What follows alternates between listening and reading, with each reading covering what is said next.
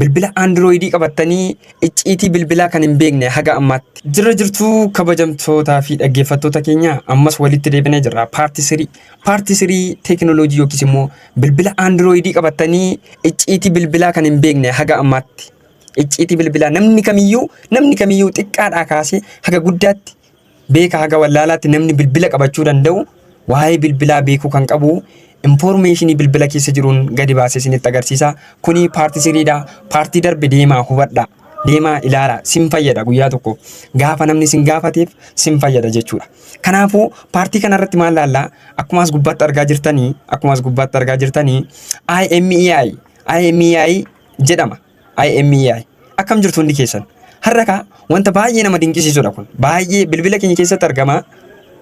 Kana garuu beekuu dhiisuu dandeessaa jechuudha. Maal fayyada? Akkamitti itti fayyadamna kan jedhuuf tokko lamaan laalla waan ta'eef copy link godhi hiriyaa keetiif share gochuun dagatinni jechuudha. Maal jechuudha? IMEI jechuun International Mobile Equipment Identity jechuudha. International Mobile Equipment Identity jechuudha. Kana jechuunis bilbilli kee akka ID kaardii mataasaa qofaatti qabuuti. ID kaardii mataasaa qofaatti qabuuti jechuudha.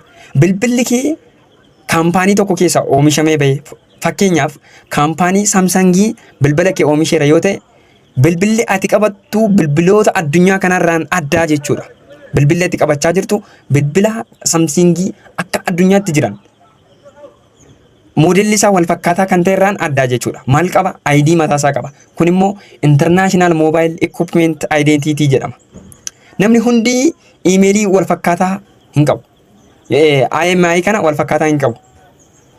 Har'a salphaadhumatti IMEI kana argachuu dandeessaa jechuudha. Deelerii kee irratti maal barreessita yookiis immoo bakka foonii bilbilanitti maal barreessita? Akkuma asirratti argaa jirtu urjii masalaalii duwwaa ja'a masalaalii barreessinaan IMEI kee ni mul'ata jechuudha achirratti. Maaliif fayyada jechuu dandeessa?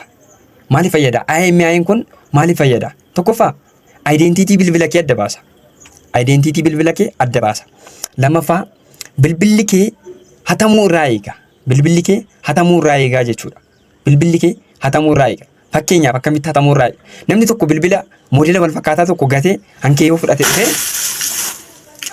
fudhate kan isaa gatee kan kee fudhachuu yoo barbaade IMEI keetiin qabachuu dandeessaa jechuudha. Inni kan biraa immoo oriijinaalitii bilbila kee agarsiisa. Fakkeenyaaf IMEI'n karaa dugda duubaa itti laxxafamee dhufuu fi IMEI'n keessa jiru wal fakkaataadha. Maaliif isiniin jechuu barbaade kaampaaniin biraa bilbila koppii oomishee IMEI itti maxxansee erguu danda'a karaa dugda duubaa jechuudha. Gaafa jalqaba bilbilli bitamu. Kanaafuu IMEI International Mobile Equipment Identity kana adda baasuu qabdu jechuudha. Koodii kana barreessuun.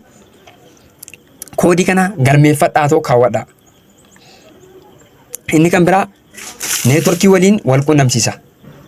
Neetworkii waliin wal quunnamsiisaa jechuudha. Garuu of eeggannoon baay'ee barbaachisaadha. Asirratti IMEI kee kana namoota hin amanamneef hin kenniin. Sababni isaas bilbila kee duukaa wal qabata waan ta'eef jechuudha. Kanaaf teekinooloojii fayyadamuu beekuu qofaa miti. Of eeggachuunis barbaachisaadha jechuudha. Yoo tippii akkanaa barbaadde laayik godhi. Koppii liink gochuun hiriyoota kee biraan dhaqqabsiisi. Na fayyada yoo jette immoo faavoraayitii keetti dabaladhu jechuudha.